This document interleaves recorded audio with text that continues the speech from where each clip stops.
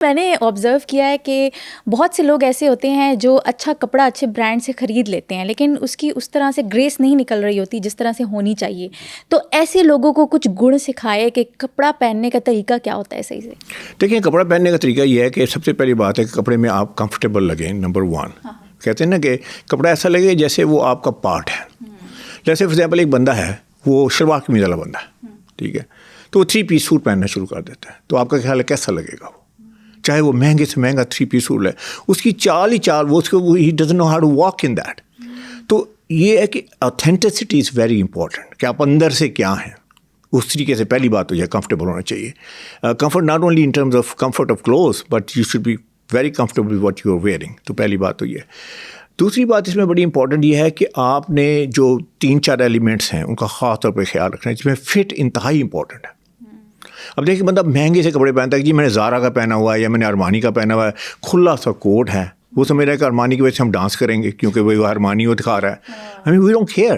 لیکن اگر اچھا لگ رہا ہے، اس کی باڈی کے مطابق کپڑے بنے ہوئے ہیں، تو ہم چاہے اس نے کسی برانڈ سے نہیں بھی لیا، اس نے کپڑا لے کے اپنا بنوا لیا ہے یا کسی بندے کے پاس چلے گئے، اس نے اس کو پٹ ٹوگیدر کر دیا، I think it's gonna look great.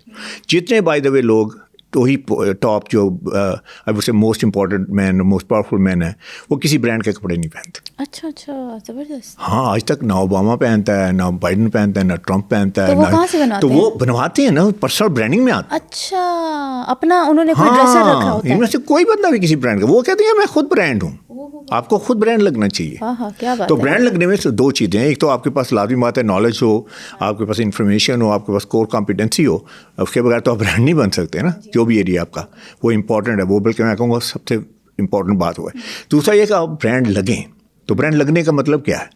اب برانڈ جو برانڈ ہے، مطلب جیسے کنزیومر برانڈ ہے، کوئی فریگرنس کا برانڈ ہے یا کوئی فوڈ کا برانڈ ہے، تو اس کی آپ پیکیجنگ دیکھیں. اس کی پیکیجنگ ہمیشہ کنسسٹنٹ ہوتی ہے. جیسے میکڈونلڈ کا ایم ہے، دنیا میں کہیں چلے جائیں وہ ایم اتنا ہی لمبا چوڑا اتنا ہی ملے گا آپ کو. کہیں یہ نہیں کہ ایم پتلا ہو گیا، کہیں فلیٹ ہو گیا، کہیں چھوٹا ہو گیا. تو اس طرح ہم کسی دن اچھے کپڑے پہن لیں، کسی دن فٹنگ میں پہن لیں، کسی دن لوز پہن لیں، تو ہم کیسے برانڈ. تو ہماری پیکیجنگ کیا ہے؟ ہمارا اٹائر ہے.